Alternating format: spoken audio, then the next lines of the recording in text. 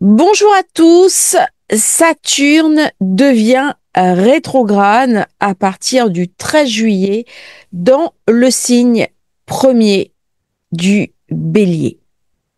Avec lui, on a parlé individualité, initiation, affirmation de soi, leadership.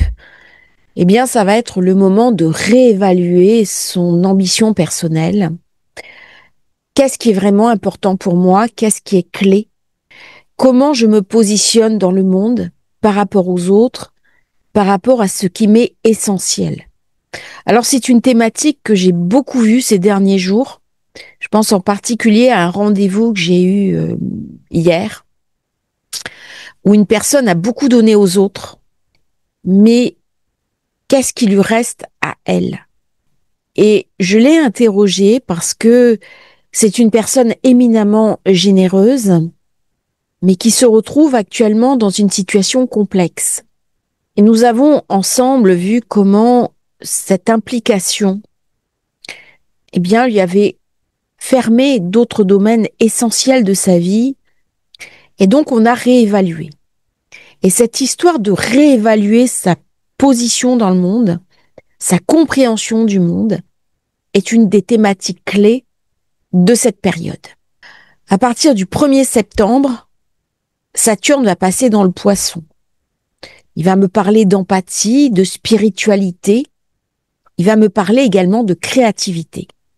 Ce qui a été un petit peu surprenant, c'est que durant toute la période où Saturne est resté dans le Poisson, il n'y a pas eu d'œuvre majeure qui aura émergé, alors que c'est un des symboles de Saturne Poisson. C'est-à-dire qu'on n'arrive plus rien à créer, qu'on est à la fin de l'histoire. Je ne sais pas.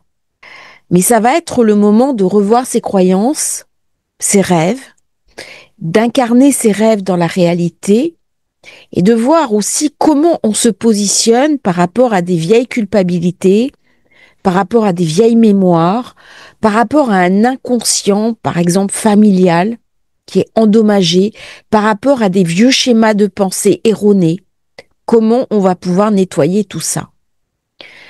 Le Poisson, dans son aspect négatif, me parle de sacrifice, d'aspect sacrificiel. Je me sacrifie pour les autres parce que sinon j'engendre une forme de culpabilité. Ou alors j'ai l'impression de ne pas valoir quelque chose. Ou alors j'ai même l'impression qu'on ne va pas m'aimer. Et donc je vais chercher une forme de rédemption. Mais en faisant ça, on ne m'aimera que parce que j'aurai donné quelque chose. Ce n'est pas moi qu'on aimera. Je lisais un livre ce matin sur le monétaire. Et dans ce livre, on disait les personnes qui arrivent, par exemple, dans un bel endroit avec des belles voitures, on regarde la voiture, on ne regarde pas la personne qui conduit. Comment je peux être regardé? Comment je peux être vu? Eh bien, ce sont mes qualités humaines. C'est mon leadership. C'est ma capacité à être unique. C'est ma capacité à être bienveillant qui va faire qu'on va me remarquer. Toutes ces questions-là vont être posées durant cette période de Saturne en Poisson rétrograde. C'est un moment clé. Nous sommes une période où Jupiter est en Cancer et il va venir enfler, il va venir augmenter. Lorsque Jupiter n'est pas compensé par Saturne, eh bien l'inflation financière, monétaire, l'inflation de mon propre ego, l'inflation de ma nourriture amène à une forme d'explosion, un crash test. Et c'est Saturne qui vient nettoyer derrière. Et l'équilibre Saturne-Jupiter est un équilibre clé pour la survie des sociétés. Si je suis trop dans Saturne, je suis dans une paupérisation. Il y a une disette, il y a un manque de joie.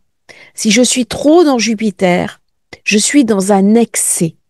Et cet excès amènera de toute façon à une crise de réactualisation. Et donc, les planètes avancent en expansion et en retrait, en marche directe est en forme rétrograde. Lorsqu'il devient direct, Saturne est dans le Poisson. Il faudra attendre 30 ans pour vivre la même chose. Il y a donc des éléments déterminants au niveau collectif, au niveau des sociétés, qui vont se produire durant cette période à la mi-novembre. Et Saturne reviendra dans le Bélier le 14 février et à ce moment-là, il fera sa conjonction avec Neptune, conjonction exacte. D'ici là, durant toute cette période, les deux comparses se cherchent, se rapprochent, sans jamais se trouver. C'est donc un changement majeur au niveau de nos sociétés qui est en train de se produire. Neptune est rétrograde depuis la semaine dernière. Saturne devient rétrograde 13 juillet. Pour les personnes qui ont Saturne rétrograde dans leur thème de naissance, c'est une opportunité. C'est un Saturne qui réfléchit, qui analyse, qui étudie, qui laisse du temps au temps. Par contre, attention parce que on peut avoir du mal à se mettre en route. On peut avoir du mal à passer à l'offensive, à trouver son propre leadership. Par contre, lorsqu'il est trouvé, Saturne va m'amener énormément de cadeaux. Saturne est une planète qui laisse le temps au temps. J'ai envie de donner l'image du bon vin. Il faut du temps pour qu'il arrive à maturité. Eh bien, Saturne, les qualités que cette planète confère, c'est exactement cela. Elle se nourrit d'expériences, elle se nourrit d'épreuves, elle se nourrit d'échecs, elle se nourrit de notre capacité à rebondir après une épreuve, à reprendre confiance en soi et aller au-delà de ses limites. Lorsque Saturne pose une limite, c'est pour nous inviter à la dépasser. De quoi suis-je capable? Et c'est une planète extraordinaire lorsqu'on accepte enfin de la regarder autrement et de s'en saisir. Saturne-Neptune va marquer des nouveaux départs. On va façonner durant cette période les prochaines décennies de notre vie. C'est le moment de planter des graines. Nous sommes dans un renouveau karmique, un renouveau qui va marquer pour le reste de notre vie. C'est une conjonction majeure qui arrive, j'en parlerai beaucoup plus longuement un peu plus tard. Nous sommes également dans un grand trigone, un grand triangle, j'en ai parlé de cet équerre de lumière, où on commence à peine à rentrer dans cette fenêtre d'opportunité qui est propice à ouvrir un nouveau chapitre de notre vie. C'est une période inestimable pour faire un bilan. Qu'est-ce que j'ai? Qu'est-ce que j'ai fait? Qu'est-ce que je peux faire? Comment je peux le faire? Si je reçois une épreuve ou une inflexion durant cette période, c'est très important que vous preniez le temps de réfléchir à la leçon positive à tirer de ce moment clé de l'expérience. Nous avons, au niveau des planètes, des moments clés. Ces moments clés sont assez rares. Des moments qui vont tous nous activer au niveau collectif. Eh bien, c'est ce qui se passe là. Et Saturne devenant rétrograde, ça va nous permettre d'intégrer ces nouvelles énergies. On ne peut pas les recevoir directement parce que sinon ça va nous faire exploser. Si vous êtes un mystique et que vous vivez un changement complet de conscience et que ça arrive brusquement, vous risquez une sorte de déchirure des chakras. Petit à petit, la conscience s'ouvre un petit peu comme le son, le volume que l'on monte tout doucement. Eh bien, c'est à cela que les planètes rétrogrades nous invitent. Ce triangle de lumière s'ouvre jusqu'en 2028. C'est un contexte particulièrement favorable. Beaucoup plus que des périodes plus turbulentes comme 2020, 2022, Saturne-Pluton, Saturne-Uranus, ou 2012-2015, Pluton-Uranus. La période qui va de 2025 à 2028 sera une période très intense. Saturne, c'est la planète des résultats. C'est la dernière planète visible à l'œil nu avant que nous allions vers ce qui est beaucoup plus lointain. Elle représente ce que nous pouvons manifester, matérialiser dans le monde physique.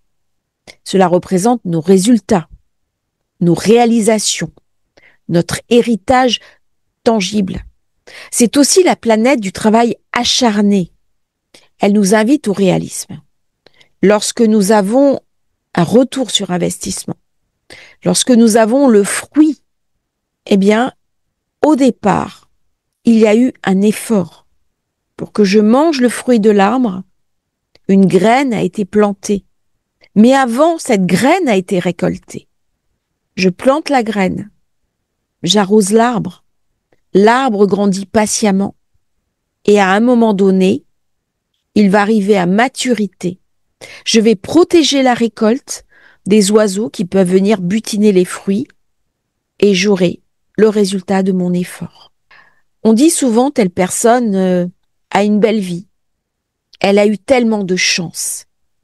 Mais souvent, ce que l'on ne voit pas, l'invisible, c'est que cette chance est le fruit d'un travail acharné, d'une discipline, d'une motivation sans faille et d'une détermination typique de Saturne.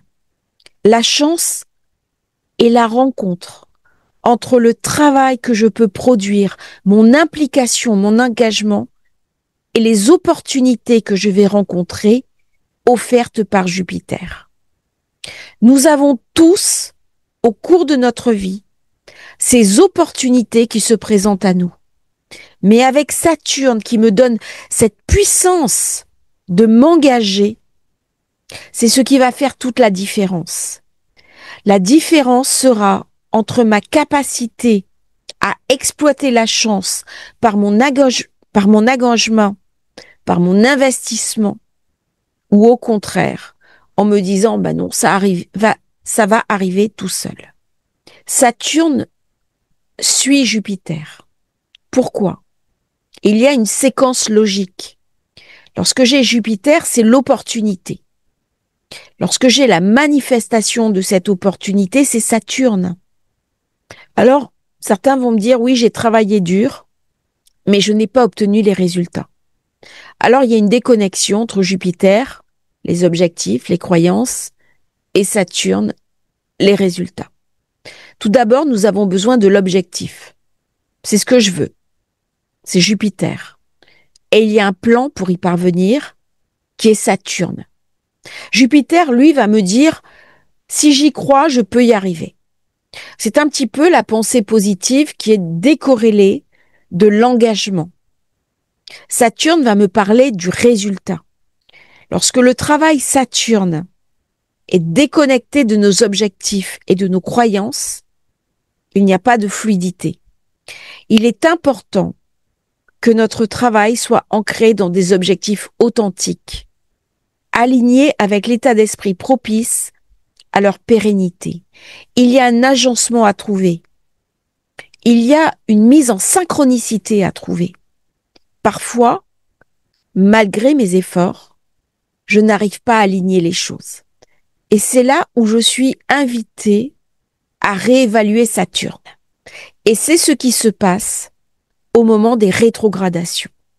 Non pas pour me mortifier, me faire du mal ou me décourager, mais me dire que ce n'est pas parce que ça n'a pas marché une fois que ça ne va pas marcher une autre fois. La question de l'échec est clé. Quand vous avez des financiers, à la fin, ils ont beaucoup d'argent. Mais l'échec fait partie du plan. Celui qui gagne, c'est celui qui aura fait plus de trades positifs que de trades négatifs. Et pourtant, il aura intégré l'idée que le négatif, que l'échec, fait aussi partie de la croissance. Et c'est quand nous sommes capables d'accepter cette idée d'échec que nous pouvons intégrer parfaitement l'idée de croissance. Au moment où Saturne arrive dans le Poisson, à partir de septembre 2025, ils vont former un grand trigone d'eau avec Jupiter en Cancer. Ce retour en Poisson va m'obliger à retourner dans la matrice. Je suis avant le Bélier, je suis dans l'inconscient. C'est un moment idéal pour apurer. Qu'est-ce qui m'empêche de réussir? Qu'est-ce qui m'empêche de me transformer? Qu'est-ce qui m'empêche de recevoir l'abondance? Qu'est-ce qui m'empêche de me faire confiance? Qu'est-ce qui m'empêche de mettre en place de nouveaux projets? Qu'est-ce qui bloque? Est-ce que c'est du karmique? Est-ce que ça vient de vie antérieure? Est-ce que c'est le contexte qui me dit non mais tu ne vas pas y arriver? Pour qui te prends-tu? Est-ce que c'est du transgénérationnel? Est-ce que c'est parce que je suis une femme et que dans ma famille, les femmes ne peuvent pas réussir? J'ai encore eu le cas il y a quelques jours. Est-ce que c'est parce que je viens d'une origine modeste et que dans mes origines, il vaut mieux être fonctionnaire et se contenter d'un salaire qui tombe tous les mois plutôt que de prendre des risques? Il y a autant de questions à se poser. Il n'y a pas une bonne réponse. La bonne réponse, c'est la vôtre. C'est aussi celle qui va marcher. Et donc, durant toute cette période, on est invité à se reposer, à faire une forme de retraite. Alors, l'idéal avec le Neptune rétro, ça serait de faire une cure thermale, d'aller au bord de mer, de faire une retraite spirituelle. Pourquoi? Parce que avant d'agir, il y a une réflexion à poser. Le poisson, qui est le rêve, qui est la cognition, se trouve avant le bélier, qui est l'action. Si j'ai une action sans vision, ce n'est pas possible, c'est épuisant. Par contre, lorsque l'action est ancrée dans nos rêves, lorsqu'elle est un engagement poussé vers la sincérité, lorsqu'elle respecte aussi mes besoins les plus profonds et ceux de mon entourage proche, eh bien, elle devient irrésistible. Alors, je vous invite à regarder ce qui s'est passé il y a 30 ans dans votre vie, à vous souvenir aussi d'une époque où vous aviez une profonde motivation intérieure qui vous donnait beaucoup d'énergie, beaucoup d'endurance et une concentration nécessaire pour aller jusqu'au bout de vos rêves. Parce que la motivation, c'est ce qui donne du sel à la vie. Le sel, c'est aussi le poisson. Le sel est la rencontre de l'eau et du feu. C'est un élément essentiel de la Kabbale. Comment je vais du sel? Si je n'ai pas de sel, je ne peux pas survivre. J'en ai besoin dans mon alimentation. J'ai besoin de cette alchimie entre ces deux éléments incompatibles. Eh bien, c'est la magie du poisson et du bélier. Et lorsque Saturne va revenir dans le bélier, il va renaître. Il va recommencer un cycle. Donc j'ai quelques mois pour me préparer, j'ai quelques mois pour l'intégrer, et bien entendu, au moment où ça va se produire, ça va déterminer une très grande poussée en avant pour nous tous. Voilà la carte du moment où Saturne devient rétro. Vous voyez Neptune qui est déjà rétro. Nous allons avoir bientôt Mercure rétro. Donc là, c'est l'heure du bilan. Nettoyage de mon inconscient. Quelle est ma propre position par rapport à ma valeur? Est-ce que je reconnais moi-même suffisamment ma valeur? Comment les autres connaissent ma valeur? Ça met l'accent, bien sûr, sur la matière, la matérialisation, la matérialité, la confiance en soi, avec une forme de menace. Alors vous allez me dire comment Jupiter peut être une menace? Eh bien, lorsque mon ego, lorsque mon orgueil, je ne vais pas parler de l'ego, parce que l'ego est nécessaire aussi à la structuration. Mais lorsque mon orgueil prend le pas sur tout le reste, il peut m'amener au désastre. Désastre financier, désastre affectif, désastre émotionnel, désastre spirituel. Nous sommes ici dans la maison 11, la maison de l'avenir, la maison des projets, la maison des projections. Il est temps d'imaginer, de réfléchir, de penser l'avenir qui nous est proposé.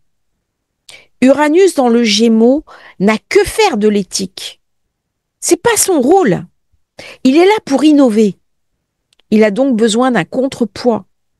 Il a besoin d'une réflexion. Et cette réflexion va être amenée ou pas par Saturne, Neptune. Ça va donc être une période où nous sommes invités à repenser les nouvelles technologies. Au vu de cette carte, je ne suis pas sûre que cette réflexion aboutisse, parce que la motivation est financière. Peu importe le coût des choses, peu importe le prix à payer. J'ai un Jupiter en 1 qui enfle complètement les égos démesurés de certains qui sont dans une forme d'illusion d'eux-mêmes. Bien entendu, une entreprise est faite pour gagner de l'argent. La problématique n'est pas là. La problématique, c'est qu'une société a aussi besoin de garde-fous. Parce que, à un moment donné, s'il n'y a pas de garde-fous, en tant qu'humanité, nous serons perdants. Il y a un nouveau modèle à trouver, à créer, à imaginer. Est-ce que c'est un modèle de contrôle?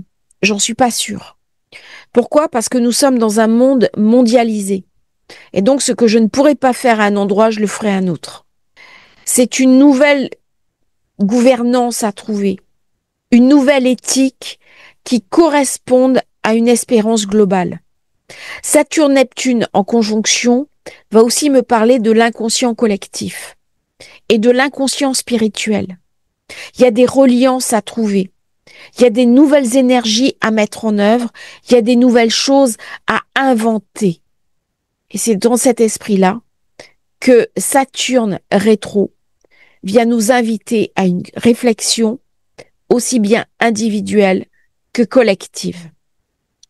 C'est un moment pour faire le point, pour se poser. Prenez un moment, une feuille, un papier, un crayon. Notez, faites un bilan de vie, un bilan d'âme. Regardez ce que vous avez, ce que vous rêvez d'avoir. Comparez, imaginez et projetez une autre vie. La projection ne suffit pas.